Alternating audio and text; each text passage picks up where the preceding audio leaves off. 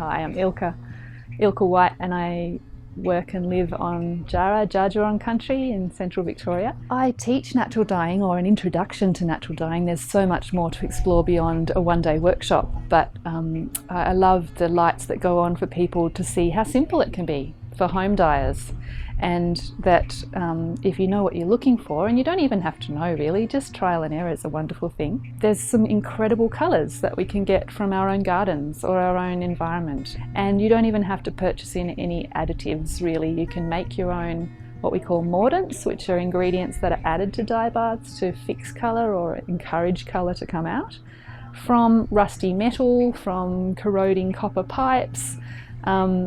These ingredients, the mordants, added to the plant material in the dye pot, have an incredible chemical effect. I really do think it's quite magical what can come out. The history of natural dyeing is long and vast and really global. There's not many countries or continents in the world that haven't explored it to some degree. And in Australia we have the longest living culture on earth, and with it an incredible fibre and textile history. So if you're starting at home, I would highly recommend giving onion skins a go as your first try, because they're so readily available and they're still one of my favourite dyes. They're just so reliable, and they're a substantive dye, which means they don't need any other additives. So they don't need a mordant or any other added ingredient. It's just the onion skins and in hot water. Bring it to the boil, and onion skins can cope with a really rolling boil. You're not going to kill the colour by giving it a long hot boil on the stove.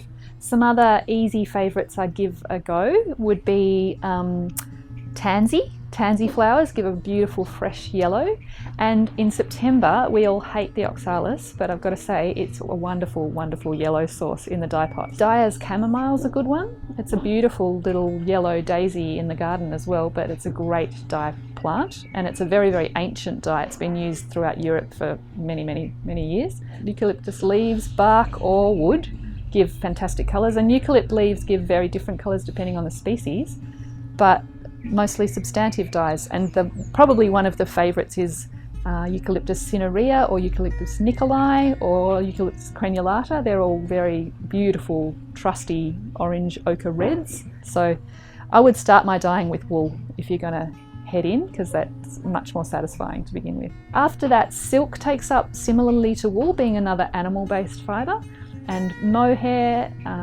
alpaca, any of the animal fibres, Angora rabbit, will take dye beautifully. It's taken longer for me to learn more about cellulosics, about plant-based fibres and how they take up dye, and how you can trick them into taking dye.